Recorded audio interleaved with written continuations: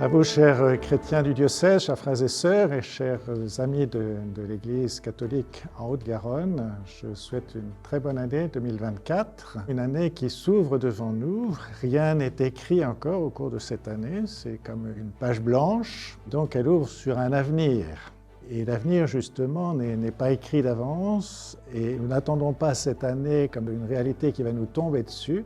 mais comme une réalité sur laquelle nous avons une certaine prise. Je vous invite à être des personnes responsables et engagées au cours de cette année 2024 pour faire en sorte qu'à notre petite mesure, qu'elle soit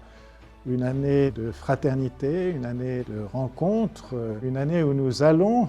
au-devant les uns des autres, simplement pour se connaître, pour s'écouter,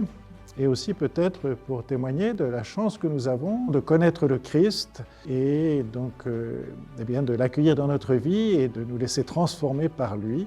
et de trouver en lui la paix et la joie de vivre au cœur même des épreuves. Et on pense bien sûr à la prière pour la paix dans le monde, pour un sursaut d'humanité dans le monde entier, que la personne humaine soit respectée et soit considérée comme un trésor inviolable que nous avons à accueillir et que nous avons à défendre. Et donc bien sûr, à l'intérieur de notre communauté chrétienne, je vous invite à un engagement fraternel, un engagement mutuel, et en particulier à cette pastorale de l'accompagnement envers tous ceux que nous croisons, tous ceux qui demandent à cheminer avec nous. Et encore une fois, même pour ceux qui sont au loin, nous pouvons les accompagner sur leur propre chemin, simplement par notre amitié, par notre présence, par notre écoute. Enfin, je vous souhaite que les plus abîmés dans nos sociétés, les plus pauvres, les plus fragiles,